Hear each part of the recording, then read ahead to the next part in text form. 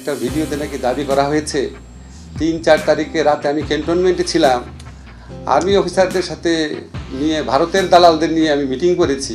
উপদেষ্টা ইস্যুতে আবারও কাঁপছে দেশ। আইন উপদেষ্টা আসিফ নজরুলকে নিয়ে প্রবাসী সাংবাদিকের ভিডিও বার্তায় নানা ধরনের বিতর্কের জন্ম হয়। এই ইস্যুতে এবার নিজের অবস্থান পরিষ্কার করলেন জনপ্রিয় গীতিকার, সুরকার ও সঙ্গীত পরিচালক প্রিন্স মাহমুদ। বিস্তারিত জানব। একটা ভিডিওতে নাকি দাবি করা হয়েছে ৩-৪ তারিখে রাতে আমি ক্যান্টনমেন্টে ছিলাম, আর্মি অফিসারদের সাথে নিয়ে ভারতের দালালদের নিয়ে আমি মিটিং করেছি।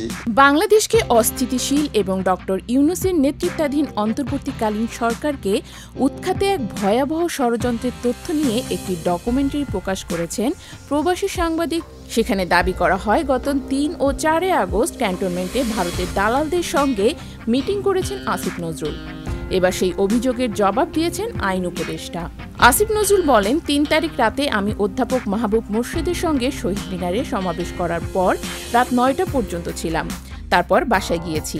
তারপর ঢাকা ইউনিভার্সিটির ইলেকট্রিক্যাল অ্যান্ড ইলেকট্রনিক্স ইঞ্জিনিয়ারিং বিভাগের অধ্যাপক মোস্তফা মামুন, তিনি ফুলার রোডে ১৯ নম্বর বাসায় থাকেন। তার বাসায় রাতে থেকেছি। শুনেছি আমাকে মেরে ফেলা হবে অথবা গ্রেফতার করবে। ৪ তারিখে সন্ধ্যার পর অনলাইন অ্যাক্টিভিস্টদের একটি প্রোগ্রামে অংশ নিয়েছি, যেটার ভিডিও আপনারা দেখেছেন।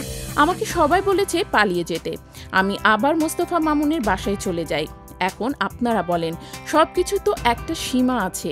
এই বিষয়টিকে কেন্দ্র করে ফেসবুকে একটি স্ট্যাটাস দিয়েছেন জনপ্রিয় সঙ্গীত পরিচালক প্রিন্স মাহমুদ। তিনি লিখেন, সাহসী জনপদের কোথাকার সংবেদনশীল মানুষ আসিফ নজরুল ভাই, দুচোখ ভরে সমস্তটাই দেখা।